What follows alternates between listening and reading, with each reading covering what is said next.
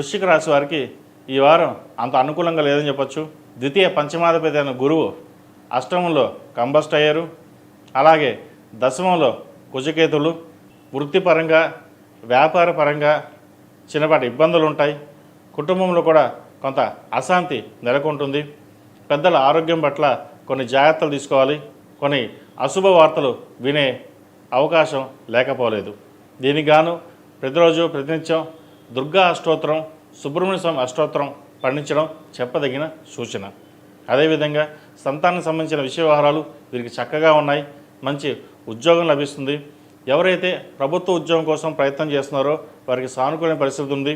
అదేవిధంగా ప్రతిష్టాత్మకమైన యూనివర్సిటీలో సీట్ లభించడం కూడా మంచి అవకాశం చెప్పచ్చు. ఎవరైతే హైయర్ స్టడీస్కి యుఎస్ వెళ్దాం అనుకుంటున్నారో లేదా అదర్ కంట్రీస్ వెళ్దాం అనుకుంటున్నారో చక్కగా రాణించగలుగుతారు. ప్రయత్నాన్ని మటుకి ప్రారంభించవచ్చు. అదేవిధంగా జీవిత భాగస్వామి ఆరోగ్యం పట్ల కొన్ని జాగ్రత్తలు తీసుకోవాలి. ఖర్చు అధికంగా ఉంటుంది. ఖర్చును నియంత్రించాలి.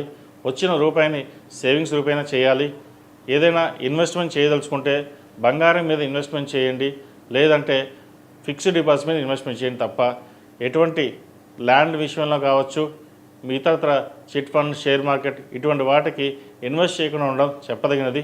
ప్రస్తుతం ఉన్న పరిస్థితుల్లో వీరికి అనుకూలంగా లేదు. షేర్ మార్కెట్లో పెడితే నష్టం వచ్చే అవకాశం గోచరిస్తోంది కాబట్టి జాగ్రత్త వహించాలి. అదేవిధంగా విద్యార్థులు ఆరోగ్యపరంగా కొన్ని జాగ్రత్తలు తీసుకోవాలి. విదేశీ విద్యకు సంబంధించిన విషయ వ్యవహారాలు వీరికి సానుకూలపడుతుంది. అలాగే ఏదైనా ఒక విషయానికి వచ్చినప్పుడు ఆచితూచి వ్యవహరించాలి. మనసు స్థిమితంగా ఉండదు. ముందుకు వెళ్దామా, వెనక్కి వెళ్దామా, లోన్ తీసుకుందామా, లేదంటే ఇక్కడే ఏదో చదువుకుందామా అనే మీమాంసలో ఉంటారు. చదువు విషయం ఏదైనా సరే పెద్దలతో డిస్కస్ చేసి, పెద్దలతో చర్చించి ముందుకు వెళ్ళండి. సొంత నిర్ణయాల మటుకి తీసుకోకండి. అదేవిధంగా ప్రేమ వివాహాలకు సంబంధించిన విషయ వ్యవహారాలు కొద్దిగా దూరంగా ఉండడం, వివాహం కాని వారికి సంబంధ విషయంలో కొంత ఇబ్బందికరమైన వాతావరణం నెలకొనడం ఇటువంటివి జరుగుతుంటాయి.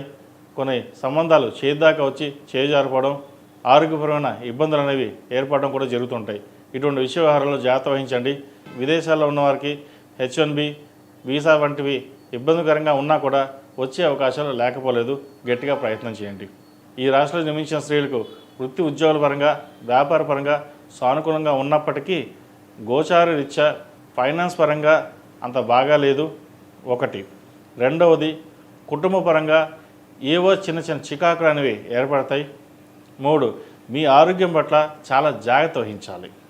ఏదో తెలియని మానసిక ఆందోళనకు గురవుతారు. ఏదో జరుగుతుందనో, ఏదో భయపడమో ఏదో ఒకటి ఉంటుంది. కానీ ఇటువంటి భయాందోళనకు లేకుండా ప్రతిరోజు ప్రతినిత్యం దుర్గా అష్టోత్తరం పఠించడం, సుబ్రహ్మణ్య స్వామికి అభిషేకాలు చేయడం చెప్పదగిన సూచన. ధన నష్టం అధికంగా సూచిస్తోంది.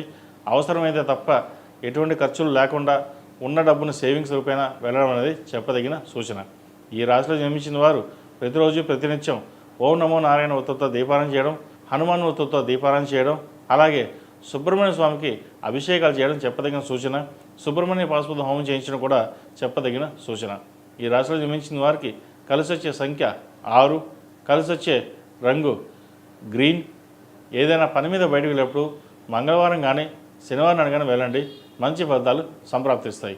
ePoojaStore.in పసుపు కుంకుమ నుంచి దేవతా విగ్రహాల దాకా అన్ని రకాల పూజలు, వ్రతాలు, వివాహం, గృహప్రవేశం, హోమాది శుభకార్యాలకు కావలసిన పూజా సామాగ్రి అంతా ఒక్క క్లిక్తో మీ ఇంటి వద్దకే. నేడే ఆర్డర్ చేయండి మీ ePoojaStore.in లో. One stop for all pooja needs.